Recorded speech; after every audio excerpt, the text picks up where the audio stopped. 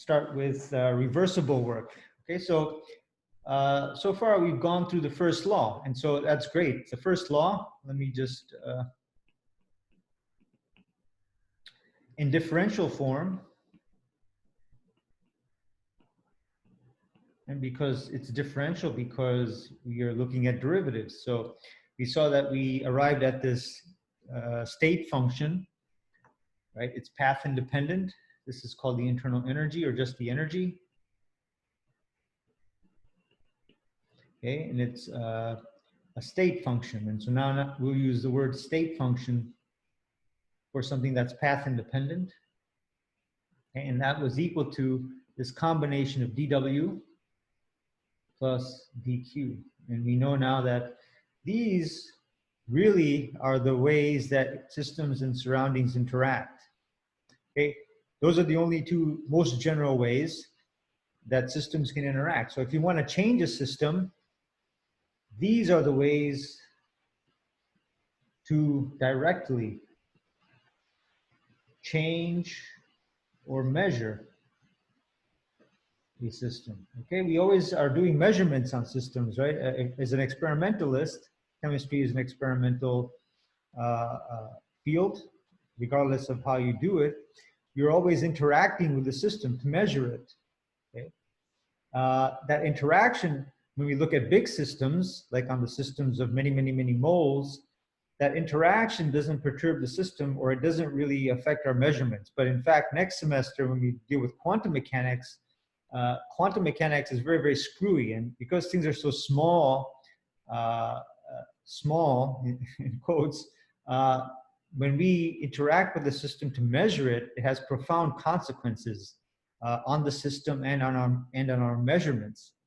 So the world of quantum mechanics is very cool and very quirky. Okay, so for the first law in differential form, we saw that we have du is equal to dw plus dq. Okay, and so today, and we saw some implications of that relationship last class. And the integrated form then is that delta u, okay, so u can have a delta, okay, that delta u is equal to w plus q. And you note here that there's no delta w and there's no delta q, okay, as opposed to there being a delta u. So this is the integrated form. So if you have a process that takes a system from state 1 to state 2 in any sort of a path, okay, that's kind of a bad drawing, but you get the idea. Start at state 1, you go to state 2, there will be a delta u, which is equal to u2 minus u1. But along that path, there will only be w and q. Okay, and these axes here can be any relevant parameters that you want. Okay, parameter 1 or property 1. We'll do property A as opposed, so we don't confuse it with state 1 and 2. And here we have property B. Okay. So again, this is a very important distinction to keep in mind. Okay, so today I want to now move on to something called reversible work and this idea of work. So let's do an important digression before we do anything with the first law. And that's called reversibility. Okay, and we'll discuss reversibility in the context of work. Okay, so let's go back to our piston assembly where we had this guy.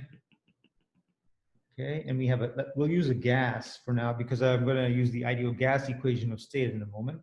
And we have it characterized by T, pressure, temperature, volume, and N. And we know that there's some external pressure that can act on this gas. And our system is equal to the gas.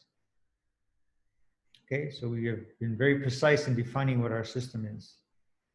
And what I said is that in a few lectures ago, is that this P external, we allow it to be external pressure. And you can see that this P external is different than the P I've used here to characterize the gas. So I didn't use P external to characterize the gas in its equilibrium states, but I have used P external to define and label whatever the external pressure is that is acting on our system, which in this case is the gas. Okay. At equilibrium, the external pressure and P, the pressure of the gas, are going to be equal at equilibrium, and that's because there's no movement of the piston head, right? And we know that if there's no movement of that thing that can move, then there's got to be some equilibrium of forces. There's a balance of forces, and so there's equilibrium. Okay. But we can envision now, so before we do that, so let's let this thing called delta, this is the Greek, lowercase Greek letter called delta, okay, and we're gonna let that be equal to P external minus P. Okay, so I've labeled what P is. Here's P. Okay, and this is P external outside. Okay, so this delta tells us the difference between the external pressure and the pressure that corresponds to the equilibrium of the gas. To make this a little bit more precise, this P, okay, so keep this in mind. We're going to play with this guy now. Okay, this P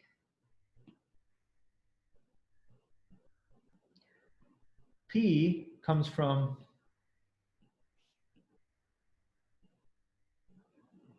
something that is equation of state, from the equation of state. Okay, because we know equation of state relates system properties at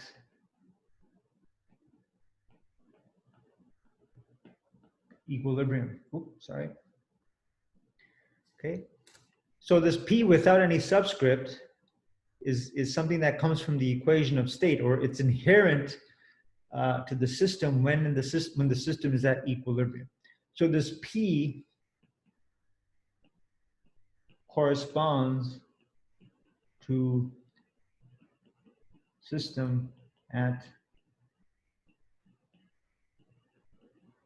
equilibrium. Okay, this is the pressure that the system would want if we had a particular temperature and volume or density associated with it. So if you have a combination of T, V, and P, these at equilibrium, these would all be existing at the same time for the system. Okay, so this is what we would find the system in, that state or that combination of those properties. Okay, that's what we mean by equilibrium. That's the combination that can exist. And that's the combination that the system wants to exist in at equilibrium. Is that clear? Okay, so that's what we mean by equilibrium. So ideal gas equation of state, pressure, volume equals nRT. This is what we mean by this coexistence of P, V, and T, right? At any given instant of equilibrium, the combination of pressure, volume, and temperature have to obey this if you model the gas as an ideal gas. Okay? If you model the gas as an ideal gas. Now that's a very poor approximation unless you're at very low pressures or normal atmospheric conditions and in dilute gases or noble gases or something like that. Okay? But nonetheless, the point here is about equilibrium and how pressure, volume, temperature are related at equilibrium. And so this P again is different than P external. Now, we considered cases, or we considered the case where we did work on the system. So let's go back to that specific example where the external environment does work on our system, in this case, the gas. So if we start at some initial equilibrium condition where this piston head is not moving, right? It's at equilibrium for a long, long time. So we come along and we see, all right, everything is at equilibrium, nothing is moving. And then we exert a pressure, this external pressure. Now we're outside of the gas, so we are the environment. We are the surroundings of the gas. So we generate all our might and we push down on this piston head with a really large force. And that force is acting on this cross-sectional area of the piston head. Remember, there's a cross-sectional area. So that's a pressure, force per unit area. So we exert a huge force. So at the instant that we exert this huge force, meaning that we exert this huge external pressure, we know that this guy, delta, is going to be non-zero. Okay, because the external pressure that we exert instantaneously is going to be different than that equilibrium pressure that was existing in the gas before we did anything. Okay, is that clear? So we know that delta is non-zero. So we come along, we have our gas, we have our external pressure, and now I'm just going to let it be P-E-X-T. Okay, there's a lot to write, P external. Okay, and our gas here has P initially, and we exert a huge force. Okay, and then we go, right? So we're going to push down on this guy. So what that means is delta, which is equal to P external minus P, is not equal to 0 now. And in fact, it's going to be greater than 0 in this case. Okay, so delta will be greater than 0 because P external is much, much greater than the internal pressure, the equilibrium pressure that the gas would like to be in. And what that's going to do is essentially bring here's our gas now, and here's state 1, here's state 2, here's our P external. We've compressed the gas. Okay, so we've done work, the external environment has done work on the gas, so there's compression. So work would be greater than 0 in this case, just to remind you of the sign convention, SIGN. Okay, so let's go now and take a look at our work. So what about work here? Okay, that's the question. So let's go back to our very general expression for work. dW is equal to minus P external dV. Everyone remember that? Anyone not remember that?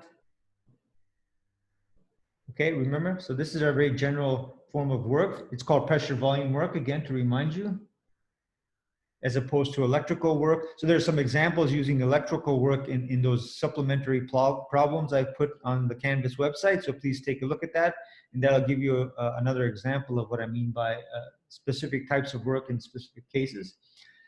So now what we're going to do is use our delta parameter that we've defined here, okay, to rewrite P external. And we can do that very easily. It's just algebra. So we saw that delta is equal to P external, and I'm just going to use P sub x. So EXT is now equal to external minus pressure. Okay, but I can solve for P external, and that's just equal to delta plus P. Okay, just by bringing the P over. And now I'm going to substitute for P external in my expression for work. So dW is now equal to minus P external, but P external is this guy, delta plus P dV. Okay, everyone get that? Any issues with that? I think that's really straightforward. And so now we can keep going and now separate whatever's in the parentheses. And the way I'll do it is I'll write the P term by itself. So it's just minus P dV. So remember, now I don't have an external subscript on the P. Remember, because I made this substitution, right, I can transform using that P sub external into just using P. And remember, many, many lectures ago, and in today's lecture as well, I have been careful to say that there's a difference between the external pressure and the pressure that the system would like to be in at equilibrium. And that latter pressure, the pressure that the system would like to be in at equilibrium, is the one that corresponds to an equation of state. Okay. Any questions on that? Okay, so we have this minus PdV term where now we don't have the subscript external. And we have to carry along the term with delta. And so that's going to give us a minus delta times dV. Okay, any questions or concerns at this point? And so now what I'm going to do, since, oh, geez, I can't speak. P is related to an equation of state, EOS, and we know that, let me just, again, I know this may become redundant, but we know that PV and RT, that's the ideal gas equation of state. I can solve for P and that gives me nRT divided by V, but this is just pressure as a function of temperature and volume and N, right? nRT over V is a function. So pressure is a function in terms of the variables N, T, and V. So what I'm going to do is write dW is equal to minus P, but remember there's no subscript ext. This is the system's equilibrium pressure, so I can write here TVN dV minus delta, that parameter that we introduced, dV. Okay, so this is an intermediate step here. I just put a box around it. Any questions? And this is not an S, this is delta. Any questions so far?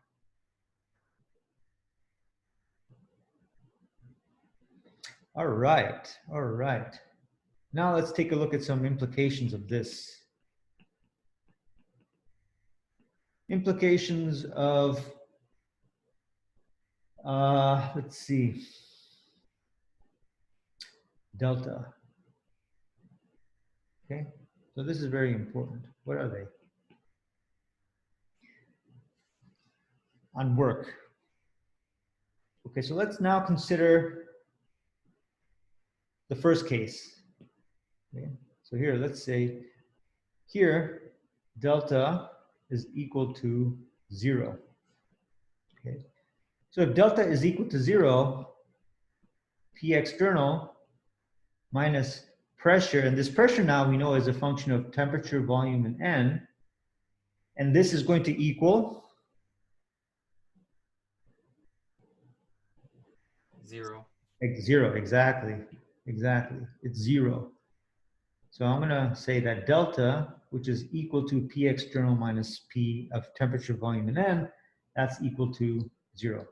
Any questions on that? I want everyone to say yes, 0. It has to be 0.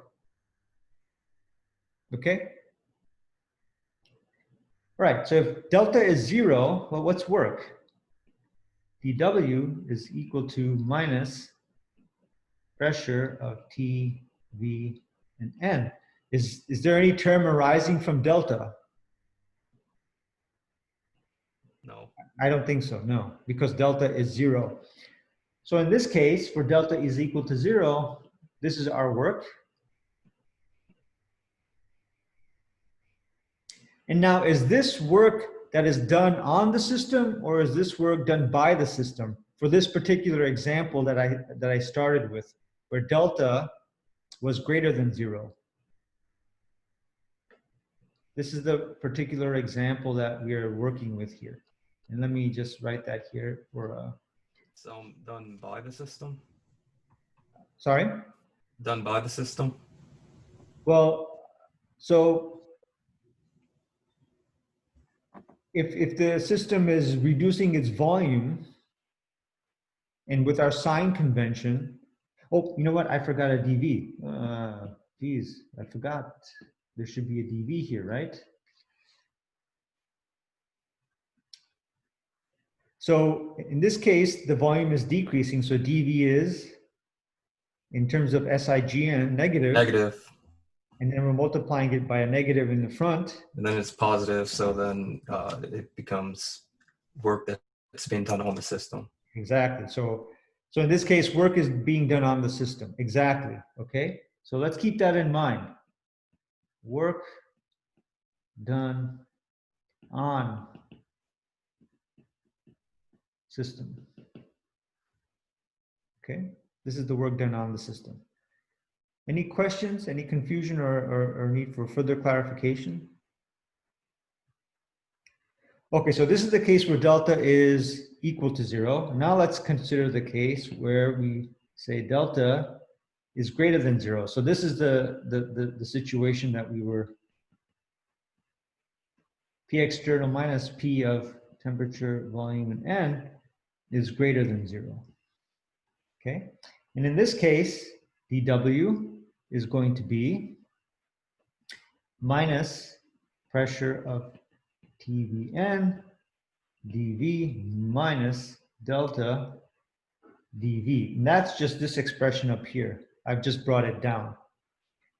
Okay, so I've just brought it down. And so we see here that in the case where delta is greater than 0, and so if delta is greater than 0, what's happening is that the external pressure is greater than the pressure that the system would like to be in at equilibrium.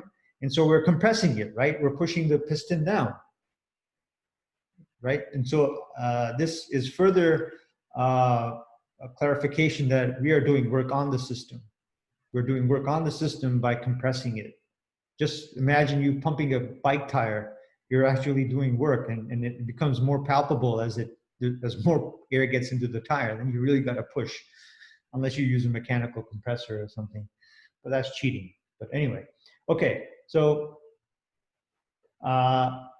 so we see here that when delta is greater than 0, the work that we have to do, that the external environment has to do on the system, is given by this expression. Okay, so now this is the work done on system. In both cases, we have work done on the system, of course, because there's compression. So somehow work was done on the system. Any questions so far?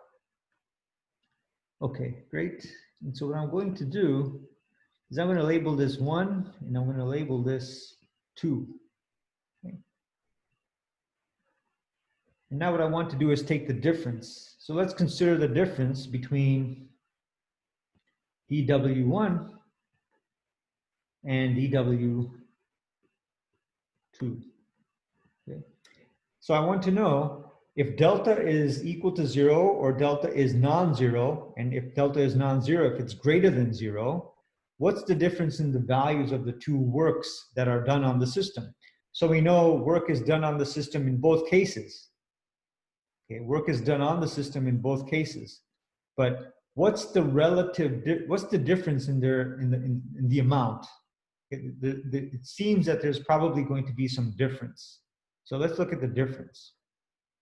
Okay, and that difference then is going to be, so we just substitute in this expression and this expression in our expression for the difference. So dW1 is just the top expression, and that's going to be minus P of temperature, volume, and N times dV. Okay. And then for dW2, it's going to be the bottom expression in the box. And so that's going to be, let's see. Become positive, P of T, Vn. Okay. And then they cancel out, so then your result or differential is just a positive delta dV. good.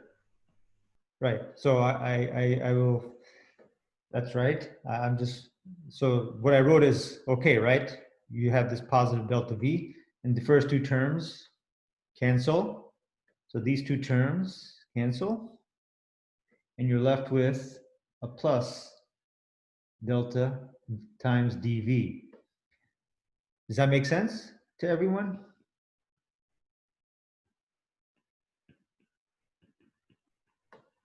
So the difference in the works is equal to this guy.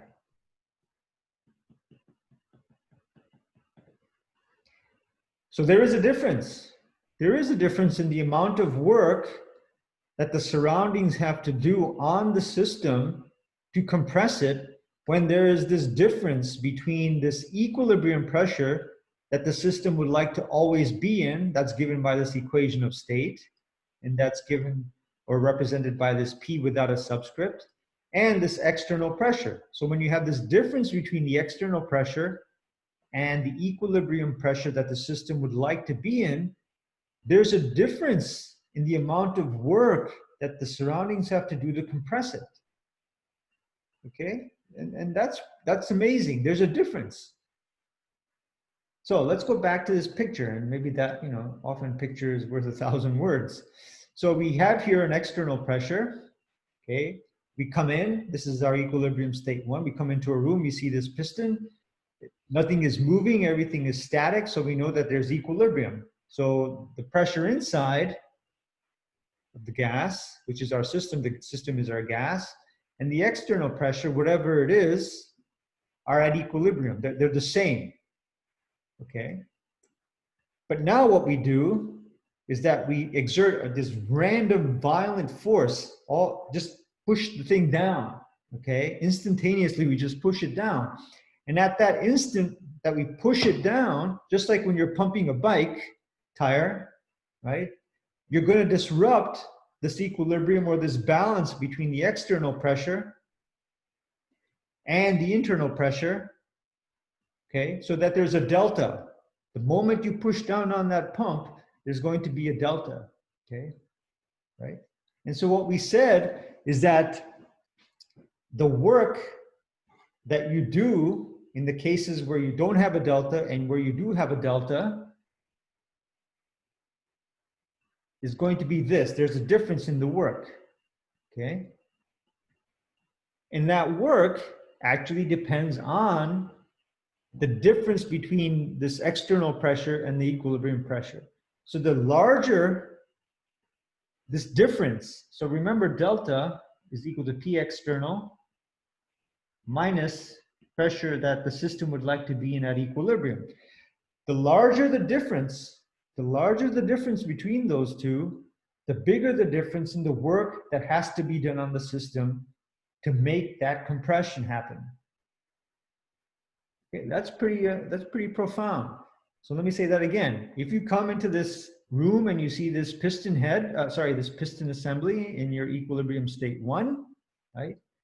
And you exert this really, really large force. So you generate a really, really large delta, right? You're going to have a big difference in the amount of work that you do in the presence of this external force that's different than the equilibrium pressure that the system would like to be in. So if you come into this room now and you say, all right, well, I'm going to do this, I'm going to compress the system really, really carefully. So what you do here is, you brace yourself, but you slowly push down on that piston head. You slowly push. So at any given moment, okay, delta is very small. Okay, so you're pushing so slowly and carefully, right, that the system can equilibrate. It's not like you're just going there and pushing it down violently, but you're actually letting the system slowly equilibrate. The analogy here is that if you've ever tried to pull tape off of something, right, you can either pull the tape off quickly, right, and then you have this big mess, who knows what you've created, or in most cases, if you pull it off really, really, really, really, really slowly, then you can get the tape off and it's a nice clean tape coming off. I don't know what you call it. I don't know what you call that process. But anyway, it's nice and clean. But when you rip it off violently, you see here that there's a whole bunch of mess. This is the analogy here with this compression. If you compress the gas really slowly, you bring this thing down slowly, slowly, slowly, slowly, so that delta is ever so small. What then happens is that the work that you see here, the difference in the work becomes zero. In the limit, that delta becomes zero. So if you could do this process, this compression, infinitely slowly and carefully so that the external pressure and the pressure that the system wants to be in equilibrium is ever so small, and we're going to say by that, what we mean by that is that it goes towards zero, and there will be no difference in the amount of work that the external environment has to do on the system to make this compression. Okay, so the difference between the work goes to zero as delta goes to zero. So dW1 minus dW2 goes to zero as delta goes to zero. Did everyone follow that? And why the difference in the works for the two cases goes to zero as delta goes to zero? Okay, and so as delta goes to zero, we have a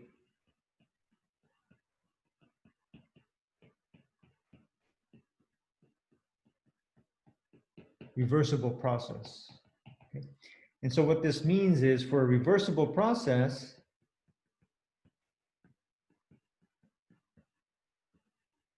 a system, because now we know that delta is this difference between the external pressure and the pressure that the system would like to be in at equilibrium, right? That's what this P of TVN is, the pressure that the system would like to be in at equilibrium, okay? And during this process, if we allow for delta to be zero, okay, in this process, if we allow delta to be zero, then there is no difference between the external pressure and the pressure that the system would like to be in at equilibrium. So the system is always in equilibrium during this process because we are letting delta go to zero. Okay? So even though the external environment is exerting a pressure on the system, in this idealized process that we call reversible, that external pressure is always matching that equilibrium pressure that the system would like to be in. Okay? Any questions? So it's sort of like, you know, someone forcing you to do something, but someone can say, well, you know, they can come in and really be aggressively telling you to do something, or they may, you know, offer you some treats, and they may offer you some, you know, something nice and make you feel good, and you're feeling good and in that equilibrium, and then you do what they want you to do, right? So it's the analogy. Maybe somewhat poor, but you get the timeshare salesman. Sorry? Yeah, that's a good one. Exactly. Right. They butter you up, and then you're feeling good and equilibrium, and then you get the process done. They get the process done. Exactly. Right. So as the delta goes to zero, the system is ever so slightly away from equilibrium. So what we can say for the purposes of this course then is that for a reversible process, a system is in equilibrium,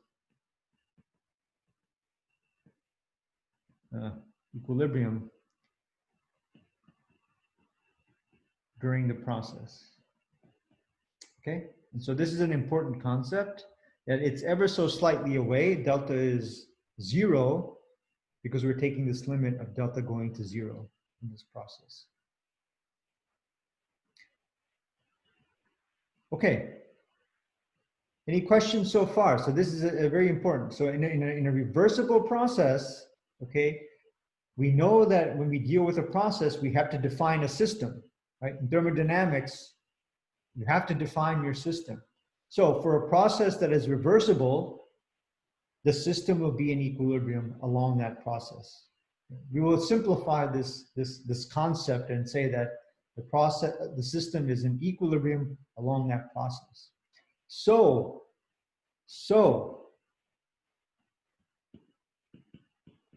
to characterize the system along a reversible process, we can use an equation of state to represent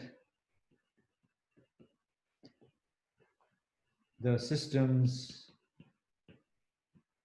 temperature, pressure, and volume. And of course, for the moment, we'll let n, there will be a relationship. Okay, we can say n will be constant for the moment. Okay, so this is also very important. Because the system is at equilibrium during this process, all along the process, we can use an equation of state to characterize these system properties, temperature, pressure, volume. Okay, and we know that equations of state only pertain to equilibrium states.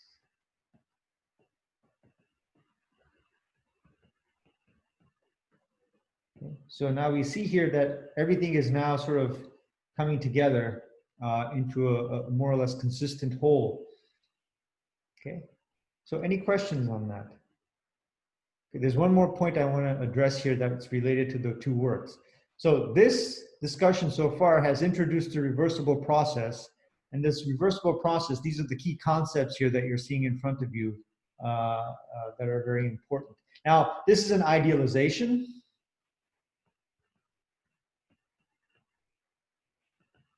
Okay, but we need to have ideal cases from which to begin with. Okay, so there's nothing in the real world that's a reversible process. Okay, nothing is reversible, even though you've been introduced to reactions that are reversible. But again, this is an idealization and to some extent an approximation, not an approximation, I guess, an assumption that we have to deal with when we represent things. Okay. Okay, great. Now we want to consider any questions, any comments or points for discussion. Can I ask, since for it to be reversible, you have to take the limit, does that mean like in most real world applications, it's the process? Sorry, there was some static. Can you repeat that, please? So since it has to, you have to like take a limit to get it to be reversible, does that mean that like most real life processes aren't going to be reversible? Exactly. That's right. It's an this is an idealization. Yeah, so to continue off of what Julia was saying, I'm guessing that since that limit is approaching, since the limit is as delta approaching, it would take an infinitely long time to actually do it in that idealized way. Exactly. So again, the really great questions and discussions. So in the example here, I use two examples: the pulling the tape off of the surface and this compression. You're exactly right. If you had infinite amount of time, that's exactly right, and that's why I use the word slow. And when I talked about the compression and the pulling off of the tape, you already know this in real world. Try pulling off. I don't know. Put some tape on an expensive piece of artwork. Go to a museum and no, don't do that. I don't advocate you doing that. But if you try to pull that tape off, you're going to be there for a very, very, very long time if you want to not like get anything else to come off. And with the same thing with the compression, you'd have to do it really, really, really, really slowly. And yeah, the only way, the corresponding thing with delta going to zero is that it would take infinitely long time to do the compression or pulling off the tape. So both of you hit on the right points. That's correct. So overall, this is an idealization, the reversible, but it's useful. It's very useful, and we'll see in a few lectures why it's useful. Was that clear, Julia? I hope so. Yeah, it was. Thank you.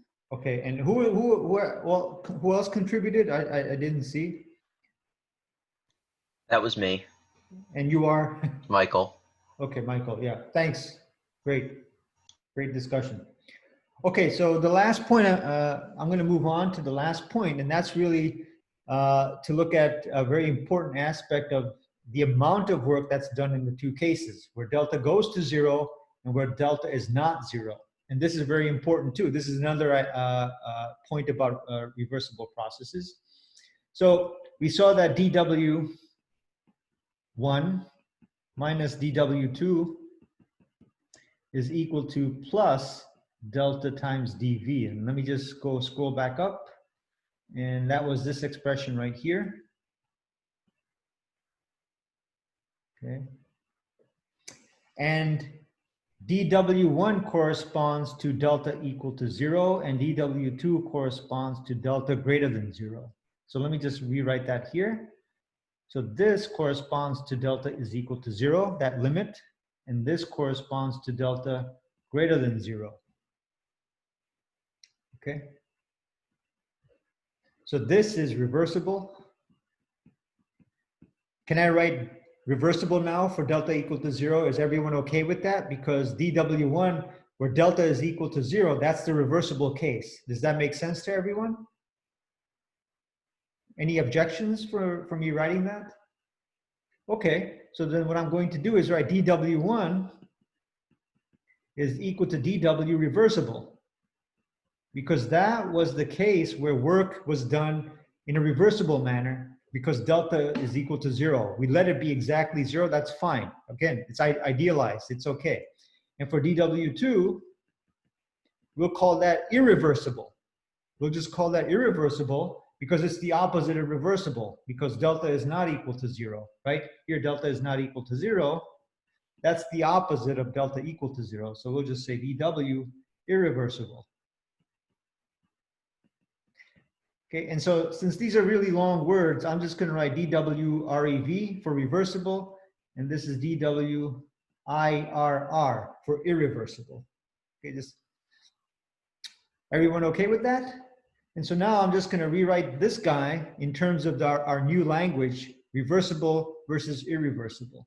So dW 1, which is reversible, minus dW irreversible is equal to plus delta dV. Okay, and that's just rewriting this guy with our substitution, knowing that delta equals 0 is reversible, and delta greater than 0 or delta non-zero is irreversible. So this is great because now we can compare the amount of work that we need to do in this very specific case. So again, in your notes, even at this point, keep making a note to yourself at this point that this is for the compression, okay? And you'll see that this is very general in terms of reversible and irreversible processes. So let's focus on just the difference between work that's involved in reversible and irreversible processes, because that's what this equation is talking about. It doesn't matter about compression, expansion, it doesn't matter. All this is comparing is reversible versus irreversible process. Okay, that's all that is. So this is an abstraction now. It's very, very, very, very general. So we can compare the amount of work. So let's take a look at this. Let's just isolate one. So we'll isolate the reversible work by itself. And so we'll let that equal dW irreversible plus delta times dV. And that's just some simple algebra. All I did was add dW irreversible to both sides, or just bringing over the dW irreversible to the right side. Okay, so let's see what this tells us about the relative sizes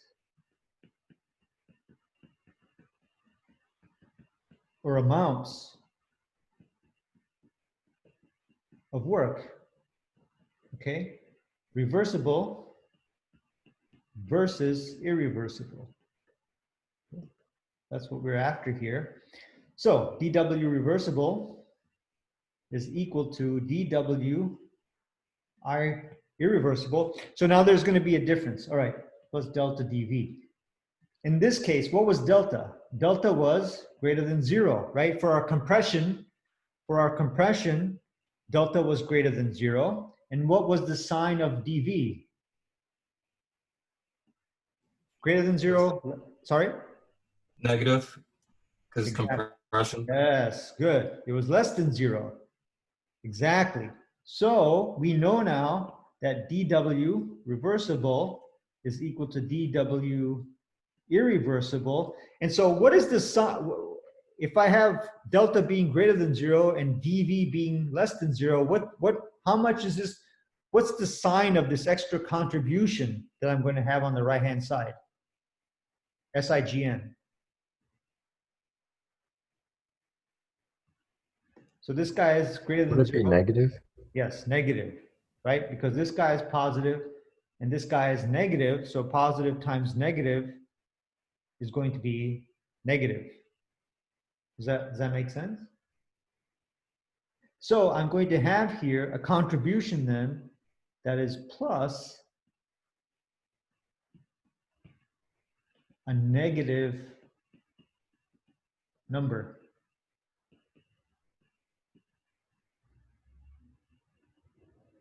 Did everyone see what I did there?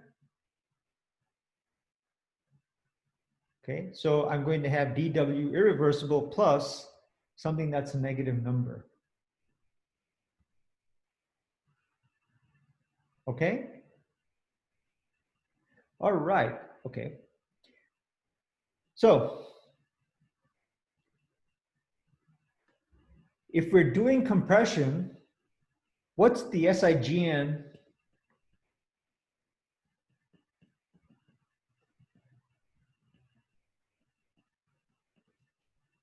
What is the sign of work? What is the sign going to have to be in general if we compress the system? Any kind of system. If we compress it, dW will always be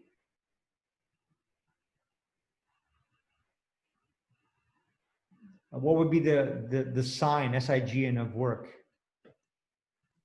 Positive. Yes, positive, right? Because we're doing work on the system. All right. So if we compare the work that's done reversibly to the work done irreversibly, we know that both of these guys are going to be positive because we're compressing it. We're compressing the system either reversibly or irreversibly. It doesn't matter. As long as we're compressing the system, the work is always going to be positive, whether it's reversible or irreversible, because we're compressing the system. So dW reversible and dW irreversible will both be positive. They will both be positive because we're compressing. However, since we're adding a negative number to dW irreversible, what is the size of dW reversible going to be relative to dW irreversible? Irreversible has to be less than irreversible. Say that again, please. Would your reversible be less than your irreversible? Exactly. So dW reversible would be less than dW irreversible. And that's because we know for compression, this is going to be positive, this is going to be positive.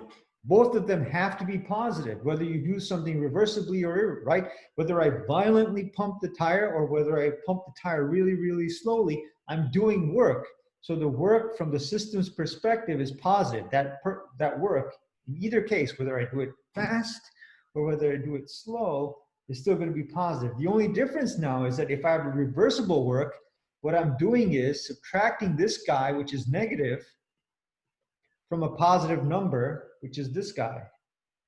And that's going to lower, make less positive dW reversible compared to dW irreversible.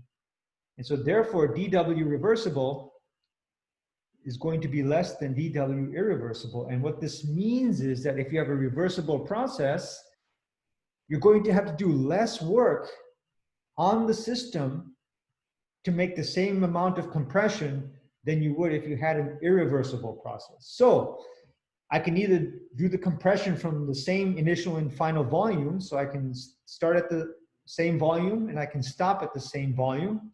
I can do the compression irreversibly like this, really violently, push the thing down, or I can do the compression reversibly where I go really, really, really slowly. And of course, in an idealized world, infinitely long it would take me, right? In the case where I do this thing infinitely slowly, which is reversible, I will have to do much less work than in the case where I do this thing violently, which is the irreversible case. And this is another very, very important concept of the idea of reversibility of a process. In a reversible process, the amount of work that comes out or is being done on the system is less than that compared to the irreversible process. Okay? And this applies to whether it's a compression or an expansion. It goes both ways. It goes both ways. So this is very important. Okay, and so now what we can do is add that dW reversible is less than dW irreversible. And so that's another point. And so those are the points here that we have for today. I know it's 11. I went over a little bit, but those are the take homes for today. Okay, I'm going to stop talking. Are there any questions or comments or discussions?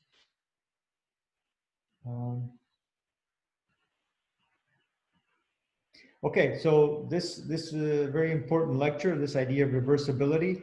And so, really focus on this in your reading of the text, and I will post this lecture and you can think about this again. It's a very important concept for this course, reversibility. And it's because of this idea of reversibility that a lot of the equations that you've seen in the past are the way they are, and that's why you've seen them. Okay, anyway, I've talked too much. Thank you for your attention. It was a great discussion. Thanks everyone for your participation. I wish you a great weekend. Enjoy the weekend and be safe. The homework is due next Friday. Homework number 2. Please look at the resources for first law problems, practice problems 1, 2, and 3 on the Canvas website. They will be very useful. Okay, any questions? Thank you. Okay, all right. Have a great weekend, everyone. Thanks all. Thank you. Thank you. Thank you. Have a great weekend as well. Thank you.